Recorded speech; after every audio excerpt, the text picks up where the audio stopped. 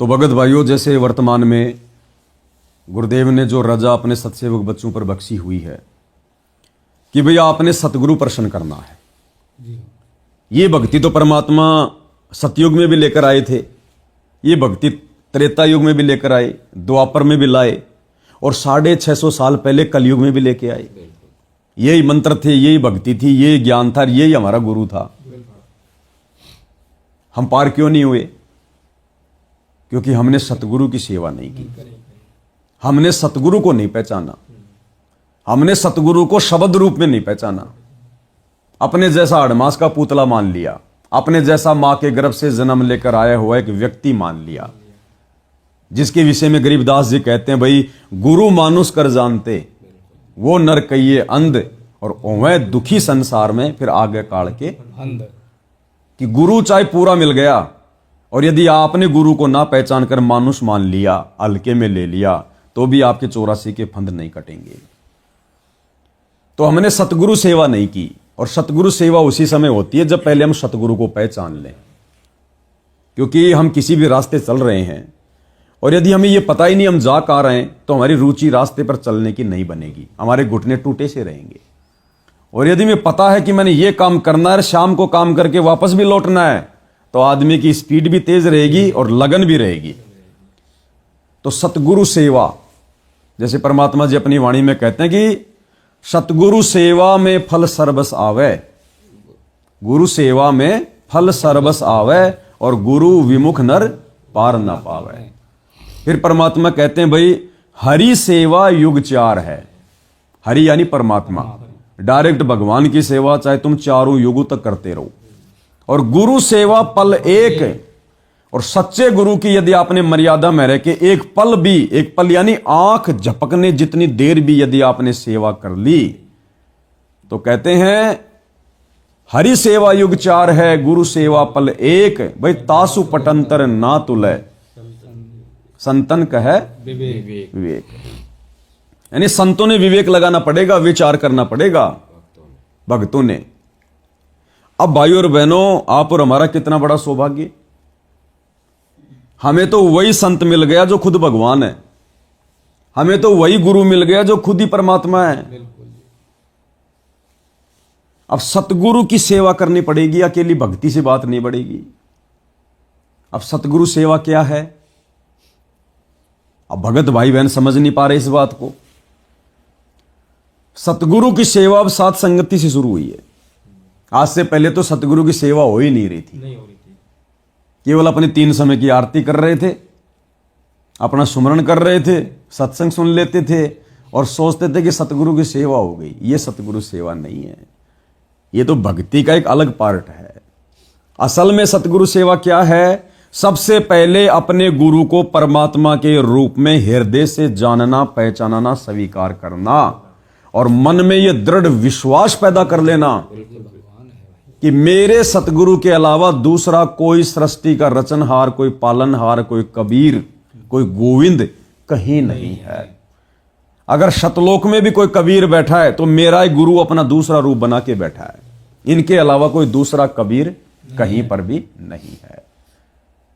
उसके बाद जब आपको यह पता चल गया कि मेरा गुरु परमात्मा है, गोविंद है, साक्षात कबीर है, फिर नास्त्र दमस जी ने अपनी भविष्यवाणी में कह रखा है, संत रामपाल जी ने ज्ञान गंगा पुस्तक में भी लिख रखा है कि फिर उस सतगुरु को अपना इष्ट मानकर, इष्ट माने अपना पूज्य देव मानकर, और पूजा संसार में केवल एक ही होती है, फिर उसको अपना इष्ट देव मानकर, अपना आराध्य देव मानकर उसको आसन पर बैठा कर, आसन यानी उसके लिए सिंहासन लगाओ, बेड लगाओ, उसको खाली एक फोटो मत समझो, एक मानुष मत समझो।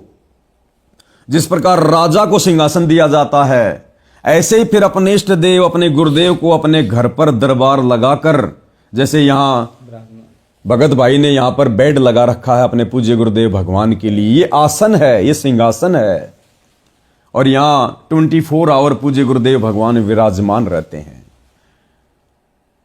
तो आसन लगा दिया। अब आसन लगाने के बाद फिर गीता अध्याय 3 श्लोक नंबर 13 के अनुसार कि जो व्यक्ति परमात्मा को भोग लगाए बिना अन्न खाते हैं, पकाते हैं, वो तो समझो पाप खा रहे हैं। क्योंकि जिस परमात्मा ने हमें दिया, भाई ये दिया किसने? जमीन ने थोड़ी दिया, यहां के किसी राजा ने थोड़ी दिया, मालिक ने, यहां के किसी किसान ने थोड़ी दिया। परमात्मा अपनी वाणी में कहते हैं 1,84 जीव का भोजन बसे आकाश। ये परमात्मा सतलोक से हमारे लिए सारी सुविधा यहां इस पृथ्वी पर गंदे लोक में उपलब्ध करवा रहा है। क्योंकि हमने शास्त्र अनुकूल साधना की, भले आज कर रहे हैं, भले किसी युग में पहले की। अब दे तो भगवान सबको रहा है, जो भक्ति नहीं कर रहे उनको भी दे रहा है, उनके लिए भी सतलोक से आ रहा है। क्योंकि वो अगर वर्तमान में नहीं कर रहे तो कभी किसी पिछले मनुष्य जन्म में की थी, जिस कारण से उनके संस्कार बने। वो संस्कार परमात्मा ने इन्हीं देवी देवताओं के माध्यम से फिर आज हमें दिए। तो देव वही परमात्मा रहा है तीनों लोकों में प्रवेश करके। तो उस परमेश्वर का दिया हुआ भोजन यदि हम सर्वप्रथम भक्ति विधान अनुसार उनको अर्पित नहीं करेंगे, उनको भोग नहीं लगाएंगे, तो वो प्रसाद पाप नाशक नहीं बन सकता। उस प्रसाद को, उस भोजन को खाने से हमारे अंदर तरह तरह के विकार उत्पन्न होंगे। क्योंकि उस भोजन को पैदा करने वाला किसान हो सकता है वो शराबी भी है, वो मांसाहारी भी है, वो झगड़ालू व्यक्ति भी है, वो व्यभिचारी व्यक्ति भी है, वो नशा करने वाला व्यक्ति भी है। और जैसा खाएंगे अन्न वैसा होगा मन। इसलिए यहां पर गुरु को भोग लगाकर फिर वो भोजन खाने का विधान है गीता अध्याय 3 श्लोक नंबर 13 में। अब दुनिया को यह नहीं पता कि वो भगवान कौन है, तो भोग किसको लगाएगी? और दुनिया को पता चल गया कि ये भगवान है, तो फिर उसको भोग लगाने की विधि क्या है, उसकी आरती क्या है? तो ये सारी बातें वर्तमान में केवल संत रामपाल जी के भक्तों को पता है। और उनके भक्तों में से भी जो दूसरा पार्ट है साध संगति वाले भाई बहन, केवल उन्हीं को जानकारी हो पाई है। बाकी सतलोक आश्रमों से जुड़े भाई बहन तो अपने गुरु को परमात्मा मानते ही नहीं। बिल्कुल, वो तो 1% ही नहीं मानते। खाली जुबान से जरूर कहते हैं कि हमारे गुरु जी परमात्मा हैं, कबीर जी के अवतार हैं, लेकिन हृदय से नहीं मानते कि संत रामपाल जी भगवान है। अगर मान रहे होते, हम सब देख रहे हैं इन सतलोक आश्रमों में क्या होता है। जब जून का महीना आता है, उस समय वो कबीर जी की दाढ़ी मूछ वाली नकली फोटो जो किसी ने बनाकर गूगल पर डाल रखी है, और आजकल तो AI से भी बनाई जा रही है, उस फोटो को विराजमान कर दिया जाता है सिंहासन पर जून के महीने में, और फिर उसका प्रकट दिवस मनाया जाता है, उसको भोग लगाया जाता है। अब उस समय संत रामपाल जी कहां चले गए भाई, जिनको आप भगवान भगवान कह रहे थे? फिर तो आपने उस कागज के टुकड़े को, बेजुबान मुर्दा फोटो को भगवान मान लिया। क्या भगवान भी दो होते हैं क्या, कि जून के महीने में तो कबीर भगवान बन जाता है और बाकी 11 महीने संत रामपाल जी भगवान रहते हैं? आत्मा एक है, उसका पति भी तो एक ही होना चाहिए। क्योंकि गीता जी कह रही है कि हमने अव्यभिचारिणी भक्ति करनी पड़ेगी। अव्यभिचारिणी का भक्ति का मतलब है केवल एक पति, इष्ट रूप में एक। वो चाहे अपने गुरु को पूज लो या आप किसी और को भगवान मानते हो तो उसको पूज लो। अगर दाढ़ी मूछ वाले उस कबीर को पूज रहे हो तो फिर गुरु को मत पूजो, वरना फिर वैश्या भक्ति हो जाएगी, दो पति हो जाएंगे। अगर अपने गुरु को अपने इष्ट मान रहे हो तो फिर दाढ़ी मूछ वाले को रिजेक्ट कर दो। अगर दोनों को पूजोगे तो फिर वैश्या भक्ति हो जाएगी, व्यभिचारिणी भक्ति हो जाएगी, दो रास्ते हो जाएंगे। और फिर परमात्मा कहते हैं कि गुरु और गोविंद दो नहीं भाई, जब तक दो समझोगे दो जग में जाई। गुरु को और परमात्मा को अलग अलग मानकर भक्ति करने वाला भगत भी कुत्ते की योनि में जाता है। फिर ना तो तुम्हारी गुरु सेवा सफल होगी, ना गुरु के चरणों का चरणामृत पीना सफल होगा। क्योंकि गुरु ने अपनी वाणी में कह दिया है कि गुरु को मानुष जोगिन और कर चरणा अमृत को पान, ते नर नरक में जाएंगे और जन्म जन्म बने समान। यानी सच्चा तत्वदर्शी गुरु मिलने के बाद भी यदि आप उसको परमात्मा से अलग मान रहे हो और यदि आप देखम देखा उनका चरणामृत भी पी रहे हो, तो कहते हैं वो शत भक्ति करने वाला भगत भी मरने के बाद में 84 में जाएगा और कुत्ते की योनि प्राप्त करेगा। ये मालिक का विधान है। कबीर गुरु को मानुष जोगने और चरणामृत को पाने, ते नर नरक जावेंगे हे जन्म जन्म होए समान।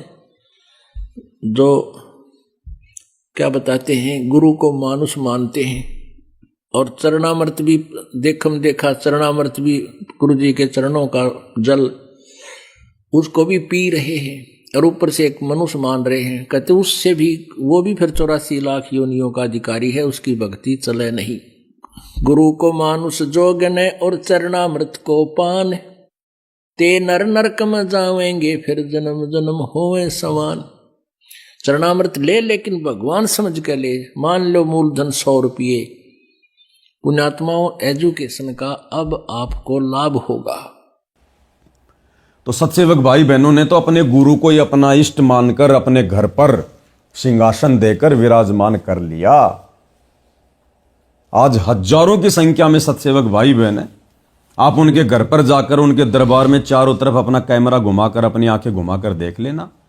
एकमात्र सतगुरु रामपाल जी के अलावा उनके घर में, उनके घट में, घर की दीवारों पर, उनके दरबार में, उनके गले के लॉकेट में आपको दूसरी कोई फोटो किसी की नहीं मिलेगी। केवल एकमात्र सतगुरु रामपाल जी की मिलेगी, क्योंकि हमने एक की पूजा करनी है। एक साधे सब सदे, सब साधे सब जाए, और माली सींचे मूल को फले फुले अघाए। तब हमें वास्तव में उस सत भक्ति का वास्तविक लाभ मिलेगा। अन्यथा भाई डले ढोने से तो कोई फायदा नहीं है। पहले भी तो हाँ जी। और भाई और बहनों, जैसे साध संगति वालों को छोड़कर, यानी सत सेवकों को छोड़कर सतलोक आश्रम मैनेजमेंट वाले केवल गुरु को भगवान भी इस आधार पर मान रहे हैं कि गुरुजी ने एक उदाहरण देके बताया था कि भाई गुरु को परमात्मा मानना पड़ेगा। कि जैसे एक गणित का सवाल आता है कि मान लीजिए मूलधन 100 रुपए, तो 100 रुपए मानकर उस मूलधन को प्राप्त किया जाता है। तो उसके अंदर गुरुजी ने बताया कि मान लो गुरुजी भगवान, यानी गुरुजी ने क्या कहा कि मान लो गुरुजी भगवान। केवल ये शब्द गुरुजी ने इस आधार पर बोला है कि कम से कम जो कमजोर भगत है कम से कम इस आधार पर ही मुझे भगवान मान लेंगे। लेकिन कुल मिला के बात फाइनल ये है भाई और बहनों कि गुरु मान लो कि गुरु भगवान मानने से नहीं, गुरु होता ही भगवान है। भाई गुरु होता ही भगवान है, मानने की कहां जरूरत पड़ेगी। अब इस मोबाइल को हाथ में लेकर मैं कहूं कि मान लो ये टमाटर है, तो मेरे कहने से या मेरे मनवाने से टमाटर नहीं हो जाएगा, तो मोबाइल ही रहेगा। तो गुरु यदि कह रहा कि मान लो गुरु भगवान, तो गुरु को भगवान उसी समय माना जाएगा जब वास्तव में गुरु भगवान होगा। और ये पहचान उनके सत्संगों से होगी, उनके आशीर्वाद से होगी। बिल्कुल। तो इस आधार पर सतलोक आश्रम से जुड़ी संगत है, यानी भाई बहन जो है वो इस आधार पर केवल गुरु को भगवान मान रहे हैं, हृदय से नहीं मान रहे। फॉर्मेलिटी के हिसाब से। फॉर्मेलिटी कौन सी है? वही कि मान लो मूलधन 100 रुपए, ये फॉर्मेलिटी हो गई। लेकिन वास्तव में 100 रुपए मूलधन नहीं है। तो संगत के दिल में भी ये बैठ गया कि वास्तव में गुरुजी भगवान नहीं है, लेकिन गुरुजी कह रहे हैं तो गुरुजी को भगवान मान लो। भगवान तो दाढ़ी मूंछ वाला है, ये मान तो दाढ़ी मूंछ वाला कबीर ही है। और भगत जी ऐसे भी 100 रुपए अगर मूलधन नहीं मानेंगे तो सवाल तो होगा ही नहीं, निकलेगा नहीं।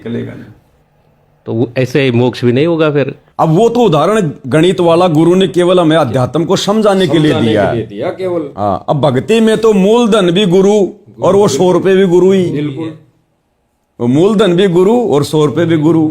वो तो केवल उदाहरण के लिए हमारे को एक सामने रखा परमात्मा ने। तो संगत इस आधार से केवल फॉर्मेलिटी के लिए मान रही है।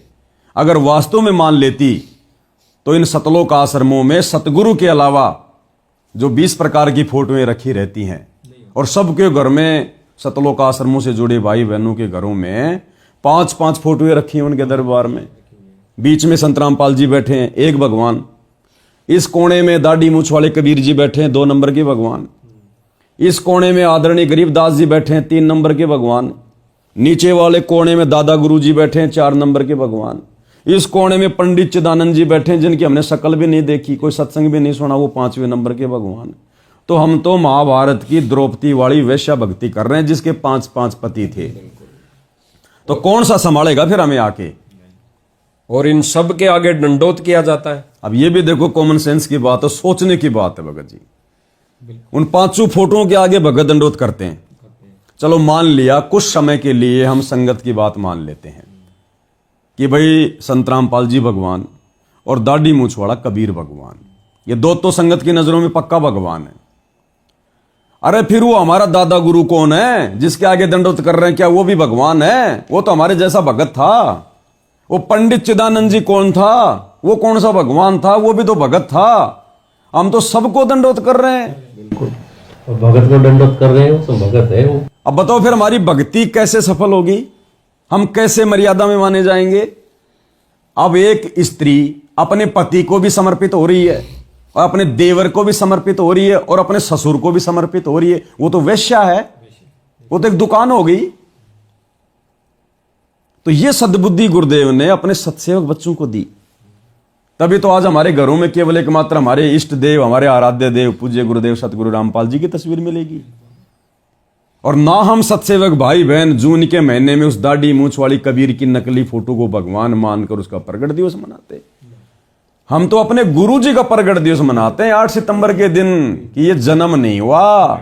ना सतगुरु जननी जने जाके माना बाप, भाई पिंड ब्रह्मण से रहित है ना माती नु ताप।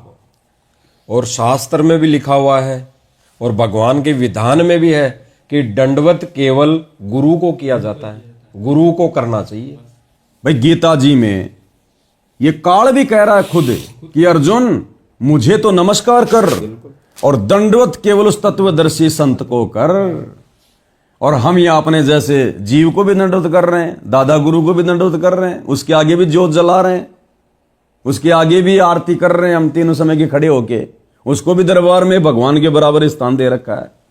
चौथे अध्याय के 34वें श्लोक में कहा कि उस तत्व ज्ञान को जो सच्चिदानंद घन पूर्ण परमात्मा स्वयं आकर बताता है, उसको तू किसी तत्वदर्शी संत के पास जाकर समझ, उनको दंडवत प्रणाम करने से।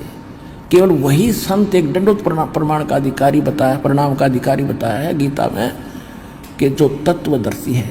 केवल वही संत एक दंडवत प्रमाण का अधिकारी बताया, प्रणाम का अधिकारी बताया है गीता में कि जो तत्वदर्शी है। अन्यथा अपने विषय में गीता ज्ञानदाता 18वें अध्याय के 65वें श्लोक में कहता मुझे नमस्कार कर, मेरा भगत बन, मेरी भक्ति करेगा तो मुझे ही प्राप्त होगा। और तत्वदर्शी संत के लिए कहा कि उसको दंडवत प्रणाम करने से और कपट छोड़कर सरलतापूर्वक प्रसन्न करने से वो तत्वदर्शी संत तुझे उस परमात्म तत्व का यानी तत्व ज्ञान का ज्ञान कराएंगे। अब गुरुजी क्या कहते हैं कि जो पतिव्रता स्त्री होती है उसके पर्स में केवल उसके एक पति की फोटो होनी चाहिए। हमने तो हमारे पर्स में, हमारे दिल में, हमारे दरबार में 5-5 पतियों को सजा के रखा हुआ है। हम तो वैश्या भक्ति कर रहे हैं, व्यभिचारिणी भक्ति कर रहे हैं। हमें मोक्ष कैसे मिलेगा? रही बात फोटो रखने की, जैसे आप एक पति भर्ता स्त्री होती है, वो अपने पर्स में केवल अपने पति का ही फोटो रख सकती है, दूसरे का नहीं। बाकी अनादरणीय नहीं है, अन्य भी हैं, सबको प्रणाम करें। अगर कहीं फोटो लगे हैं तो दूसरी बात, वो फोटो दूसरी बात है। लेकिन जहां पूजा सतल हो वहां पर आप अपने मालिक के अतिरिक्त अगर किसी का फोटो रखते हो तो आपके हृदय में पतिव्रता तो नहीं है, वो नहीं है आपके अंदर, तो वो पतिव्रतापन नहीं होने से भगवान रुष्ट होगा। तो ये दया गुरुदेव ने अपने सत्सेवक बच्चों पर बख्शी। घर घर में बेड लग गए। उसके बाद देखो कैसे परमात्मा ने सीरियल वाइज दया बख्शी है। आप और हमारी तो सोच में भी नहीं था कि परमात्मा हमसे ऐसी भी भक्ति करवाएंगे। सबसे पहले मालिक ने आसन लगवा दिया और गुरु को ही परमात्मा मनवा दिया। उसके बाद घर घर में गुरुदेव भगवान को भोग लगने लगा। गीता अध्याय 3 श्लोक नंबर 13 के अनुसार हमारे पाप कर्म बड़ी तेजी से नाश होने लगे। और जब पाप कर्म नाश होंगे तभी तो हमें सद्बुद्धि आएगी। भाई एक मेमोरी कार्ड है 16 GB का और उसके अंदर रागनी भरी है, फिल्मी गाने भरे हैं। जब तक आप उनको नाश नहीं करोगे, उनको डिलीट नहीं करोगे, आप उसमें सत्संग कैसे भर पाओगे? तो जब तक हमारे पाप कर्म जो युगों युगों के संचित हैं, जब तक वो नाश नहीं होंगे तब तक हमें सद्बुद्धि कैसे आएगी? और वो पाप कर्म नाश करने का उपाय गुरुदेव ने बता दिया कि अपने गुरु को इष्ट मान के, परमात्मा मान के भोग लगाओ। पहले उनको समर्पित करो, फिर वो तुम खाओ जो प्रसाद बन जाता है। उसके बाद फिर तुम्हें सद्बुद्धि आएगी। और सद्बुद्धि आई उसके बाद फिर परमात्मा ने क्या किया? अपना आशीर्वाद देकर फिर जो वाणियां हम वर्षों से संध्या आरती में हम पढ़ रहे थे लेकिन समझ नहीं पा रहे थे कि पाती पंच पोहप कर पूजा देव निरंजन और न दूजा, कि एकमात्र निरंजन यानी माया रहित परमात्मा तो एक ही है, कबीर भगवान। और भैया 5 दीपक के साथ में उसकी आरती उतारी जाती है। फिर ये बात हमारी जब हमें सद्बुद्धि आई, ज्ञान योग खुला, गुरु का आशीर्वाद मिला, क्योंकि हमने गुरु की सेवा करनी शुरू की। गुरु की भक्ति तो हम सब कर रहे थे, उस भक्ति से कुछ नहीं हुआ। जब से हमने गुरु को परमात्मा मानकर सेवा करनी शुरू की, हमारी बुद्धि आगे से आगे ऑन होती चली गई। फिर हम सभी भगत भाई बहन 5 दीपक वाली थाल के साथ गुरुदेव भगवान की आरती उतार रहे हैं परमात्मा की। हमारे एक्स्ट्रा 5 यज्ञ सुबह और शाम बन रहे हैं। यानी एक जो यज्ञ है हवन यज्ञ, हम प्रतिदिन अपने घर पर जोत जलाते हैं, एक सिंगल जोत तो 24 घंटे जलती है। अब ये 24 घंटे भी केवल सत्सेवक भाई बहनों के घरों में जलती है, केवल सत्सेवक भाई बहनों के घरों में। सतलोक आश्रमों से जुड़े भाई बहनों के घरों में तो सुबह शाम केवल आरती के समय, और वो भी आरती पूरी होने से पहले ही बुझ जाती है। और यदि किसी ने गलती से परमात्मा के सत्संग सुनकर यदि उसने 24 घंटे जोत जलानी शुरू कर दी, और यदि सतलोक आश्रम वालों को पता चल गया, उन आश्रमों से जुड़े किसी भगत को पता चल गया, किसी कोऑर्डिनेटर को पता चल गया, तो तुरंत उसके नाम का पीला पर्चा आ जाता है कि तू पाखंड कर रहा है, तेरा तो नामखंड हो गया। जैसा कि हमारे भगत जी के साथ में हुआ, भगत जी बताएंगे। इसके लिए जो ये सतलोक आश्रम मैनेजमेंट वाले हैं, ये गुरुजी का आदेश बताते हैं। ये जब उस भगत के घर अगर उसने सत्संग सुन लिया और अपने घर में अखंड ज्योति का मतलब वो हवन योग्य 24 घंटे करना शुरू कर दिया गुरुजी के आदेश अनुसार, सत्संग वचन के अनुसार, तो ये जब देख लेते हैं तो ये फिर पता पड़ जाता, तो ये गुरुजी के नाम का पीला पर्चा निकालता है गुरुजी की आड़ लेकर, और कहते हैं भाई गुरुजी का आदेश नहीं है, ये गुरुजी का आदेश नहीं है। और भगत कह देता है, जैसे जेता जागता उदाहरण दास है, दास के घर में भी जब से गुरुदेव भगवान को वो सत्संग देखा सुना दास ने, जिसमें गुरुदेव भगवान बताते हैं कि भाई ज्योति, गुरुदेव भगवान कहते हैं कि भाई सुबह शाम ज्योति लगनी चाहिए, इतना घी तो अवश्य डाले।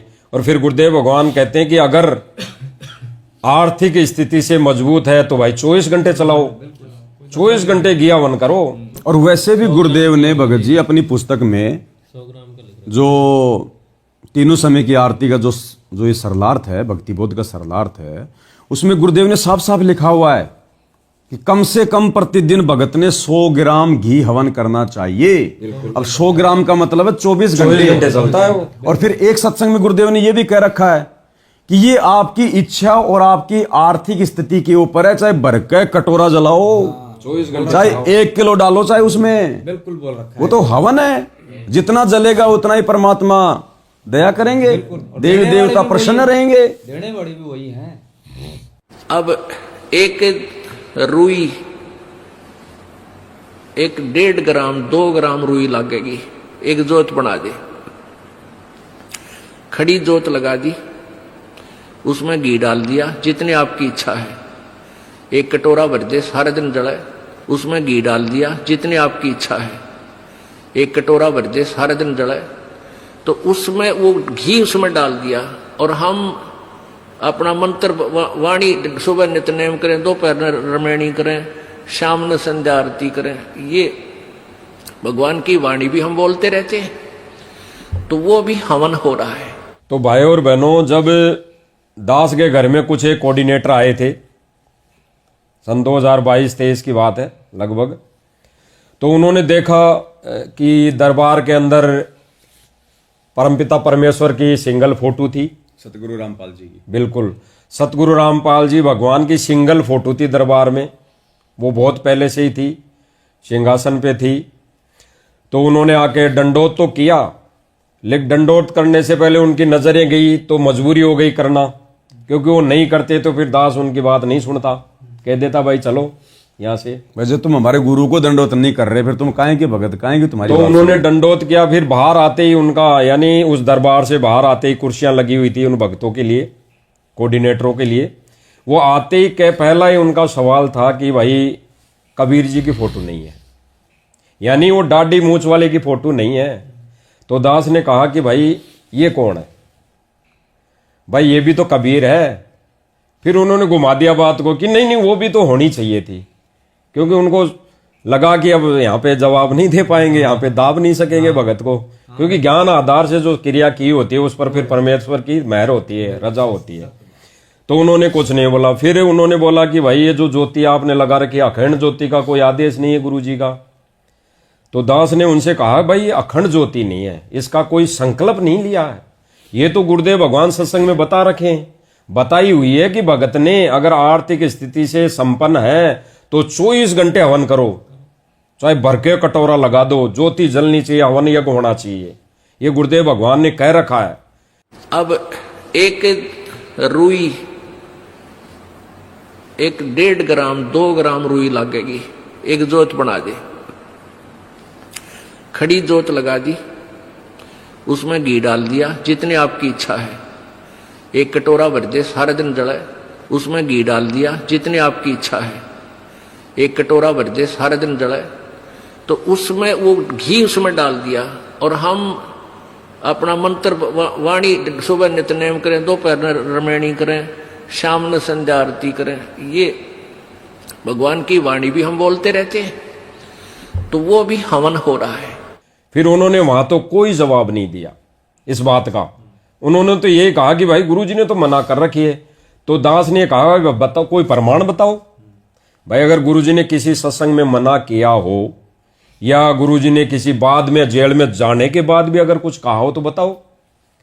तो उन्होंने कुछ मतलब उनके तरफ से कोई ऐसा जवाब नहीं था कि वो भी संतुष्ट हो सके और एक भगत को भी संतुष्ट कर सके, क्योंकि जहां पर विधिवत सारे काम हो रहे हो तो फिर उनकी चलती नहीं, जोर नहीं चलता। वहां से फिर उनको बोला गया कि लो भगत जी अब जलराम लो, तो उन्होंने फिर कहा कि नहीं अब जलराम हम नहीं पिएंगे, क्योंकि यहाँ हमारा दाढ़ी मूछ वाला कबीर भगवान नहीं है, इसलिए कि यहाँ पे दाढ़ी मूछ वाले की फोटो नहीं है। तो फिर आपने अखंड ज्योति लगा रखी है और आप खड़े होकर आरती कर रहे हो, आप भक्ति भाव से आरती कर रहे हो, तो भाई हम तो आपका पानी भी नहीं पिएंगे। तो उसके लिए भी दास ने बिल्कुल उनसे प्रार्थना की हाथ जोड़ के, भाई कोई ऐसा एक आधा सत्संग तो बताओ जिसमें गुरुदेव भगवान ये चीजें करने के लिए भगत को मना की हो, भाई आपको 24 घंटे दीपक नहीं लगाना है, या फिर खड़े होकर आरती नहीं करनी है, या फिर गुरुदेव भगवान की सिंगल फोटो नहीं करनी है। गुरुदेव भगवान ने तो ये कहा है सत्संग के माध्यम से कि भाई घर में एक कोने में अपना मंदिर बनाओ और अपने उसके अंदर अपने गुरुदेव भगवान की और अपने इष्ट की फोटो लगाओ, तो ज्ञान आधार से हमारा गुरु ही इष्ट है। भाई ज्ञान आधार से हमारा गुरु ही इष्ट है और गुरु को ही इष्ट रूप में मानकर उसकी पूजा करनी चाहिए। ये गुरुदेव भगवान का सत्संग है, दास ने उनको सत्संग बताया। रही बात फोटो रखने की, जैसे आप एक पति भर्ता स्त्री होती है, वो अपने पर्स में केवल अपने पति का ही फोटो रख सकती है, दूसरे का नहीं। बाकी अनादरणीय नहीं है, अन्य भी हैं, सबको प्रणाम करें, अगर कहीं फोटो लगे हैं तो दूसरी बात, हो फोटो दूसरी बात है, लेकिन जहां पूजा स्थल हो वहां पर आप अपने मालिक के अतिरिक्त अगर किसी का फोटो रखते हो तो आपके हृदय में पतिव्रता तो नहीं है, वो नहीं है आपके अंदर, तो वो पतिव्रतापन नहीं होने से भगवान रुष्ट होगा। तो वो आनाकानी कर गई, जवाब नहीं रहा। फिर वो वहां से हाथ जोड़ के चल दिए। दास प्रार्थना करता रहे भगत जी कोई दिक्कत नहीं। फिर दास ने अंत में कह दिया कोई बात नहीं भाई, मत पियो, कोई जलराम आपको दास पिलाएगा भी नहीं क्योंकि आप गुरु को भगवान मानते ही नहीं, तो हमारे कुछ लगते ही नहीं। आप तो दाढ़ी मूछ वाले को भगवान मान रहे हो। तो फिर गुरुदेव भगवान कहते हैं कि भाई वाणी बोलते हैं कि गुरुदेव भगवान की वाणी भी है कि इष्ट मिले और मन मिले, मिले सकल रस रीत, कहे कबीर ता जाइए रह संतन की प्रीत। तो भाई इष्ट आपने अलग मान लिया, तो भाई अब मत पियो पानी, कोई दिक्कत नहीं है, क्योंकि आपका और मेरा दास का मुजदास का इष्ट ही अलग अलग मान लिया, हमारे विचार ही मेल नहीं खा रहे। तो वहां से वो उठ के चले गई और उठ के जाते, यानी वो जयपुर दास रहता है, जयपुर जहां पे दास रहता वहां आए थे ये 5-7 जने कोऑर्डिनेटर वगैरह और ये नामदान केंद्र से आए थे। तो वहां से वो उठ के चल दिए, दास ने सत्साहिब कर दिया, ठीक है। वो उनको जाना था दिल्ली, या जहां पे भी सिंहपुरा आश्रम था, अब बरवाला आश्रम तो अब बना है, वो धनाना आश्रम तो अब बना है, हाँ। पहले वहां रोहतक में सिंहपुर आश्रम। सिंहपुरा आश्रम उनको जाना था, दिल्ली जाना था। कहने का मतलब यह है, दिल्ली जाने में 5 घंटे लगते हैं, कम से कम जयपुर से दिल्ली जाने में 5 घंटे लगते हैं। तो कम से 2 घंटे बाद ही पीला पर्चा आ गया। यानी वो दिल्ली भी नहीं पूछे थे भाई। विधान तो इन्होंने बना रखा कि गुरुजी से प्रार्थना जाती है जेल में, यानी जब मिलाई होती है तब प्रार्थना जाती है, फिर गुरुजी उसका आदेश देते हैं, फिर पीला पर्चा निकाल के संगत में वायरल करते हैं। मतलब कम से कम 2 से 3 दिन की प्रोसीजर है। 3 दिन मानो। उस दिन तो पता नहीं, इनकी मिलाई भी तो शनिवार मंगलवार को होती है। उस दिन तो दास को तो पता नहीं, वार तो और था, तो उस वार को भी तो आने में टाइम लगता, शनिवार मंगलवार को। कहने का मतलब है जयपुर से बाहर निकलते इन्होंने भगत जी के नाम का पहला पर्चा निकाल दिया कि ये भगत जयपुर का, और ये भगत अखंड ज्योति जला रहा है, और अखंड ज्योति जो भी जलाएगा गुरुदेव के आदेश है उसका नाम खंडित माना जाएगा।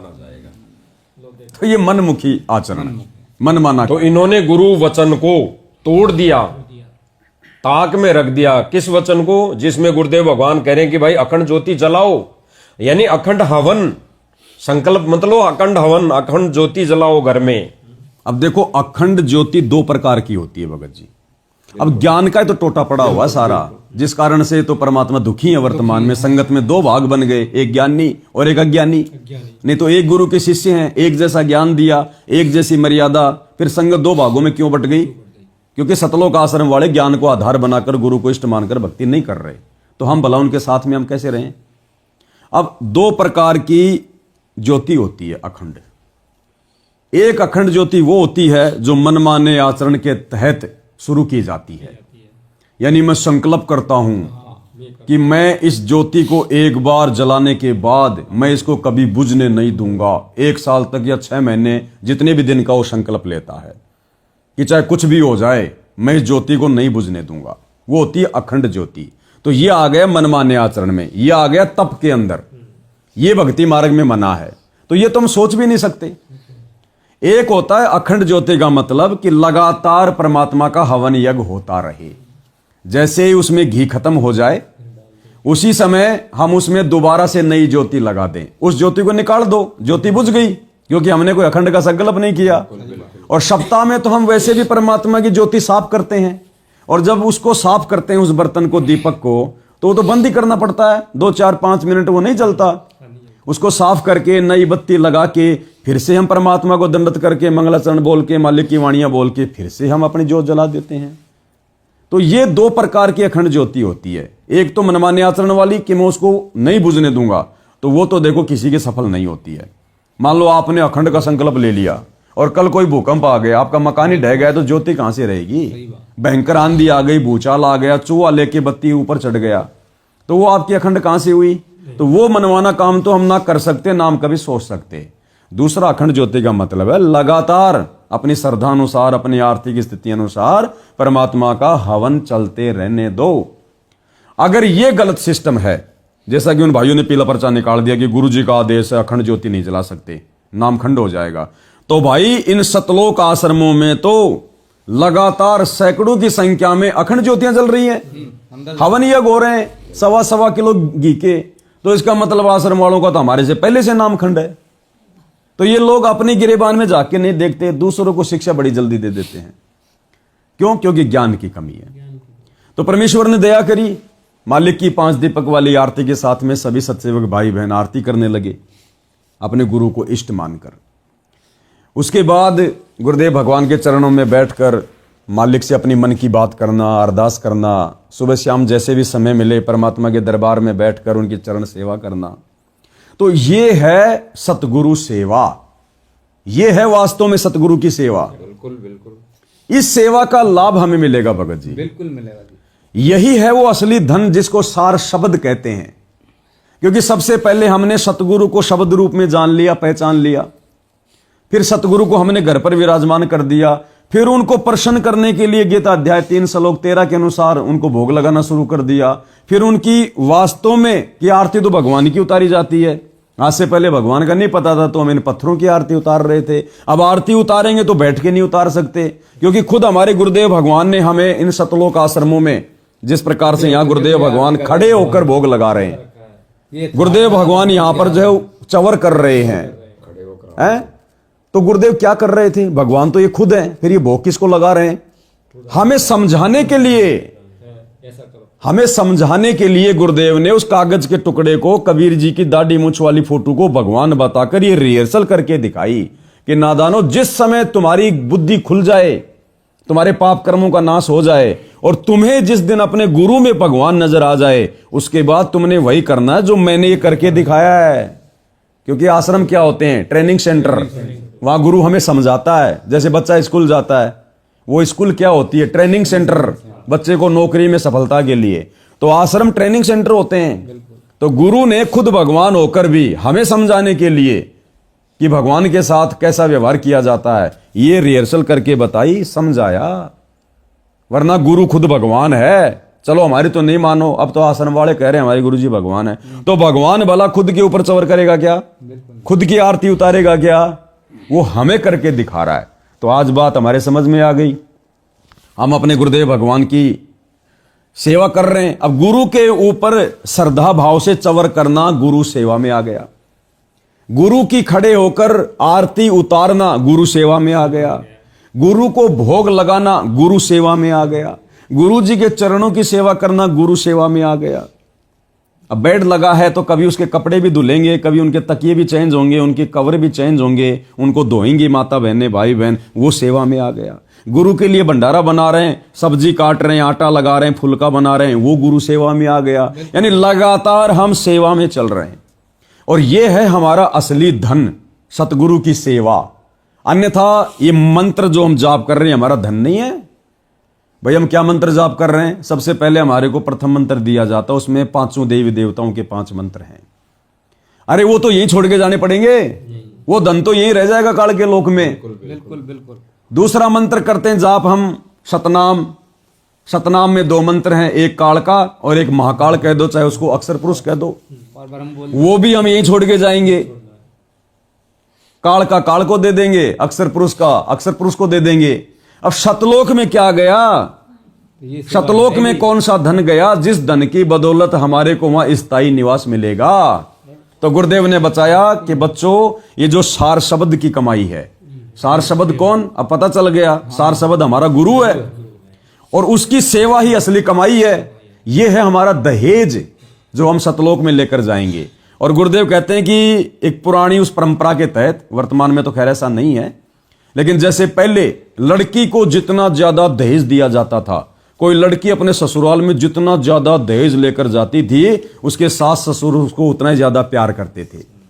तो ये सतगुरु की सेवा वाली भक्ति कमाई जो आज हम कर रहे हैं, ये जितना ज्यादा धन हम सतलोक में लेकर जाएंगे, हमें सतलोक में सतगुरु का उतना ही ज्यादा प्यार मिलेगा, हमें वैसा ही वहां पर जो है वो पद मिलेगा। क्योंकि गुरुदेव ने बताया सतलोक में 3 डिवीजन है। हर आत्मा सतगुरु के पास नहीं रहती, केवल विशेष सेवादार जो नर हैं वही सतगुरु की सेवा में सतगुरु के पास रहते हैं। तो इस सेवा के आधार से सतलोक में हमें पोजीशन मिलेगी और इसी सेवा के आधार से काललोक से हमें मुक्ति मिलेगी। तो ये विशेष दया, सार शब्द की कमाई, ये भक्ति धन, ये दहेज जो हम आज जोड़ रहे हैं, इस दहेज का अभी तक सतलोक आश्रमों को या सतगुरु रामपाल जी के बेटा बेटी भाई बंधु रिश्तेदारों को तो पता भी नहीं है, छींट भी नहीं है। जब तक हम इसकी बोरियां भर लेंगे तब तक तो उन लोगों की आंखें खुलेंगी। तो ये सबसे बड़ी कमाई है। तो ये परमात्मा ने कैसे आप और हमारे ऊपर रजा बख्शी, दया बख्शी।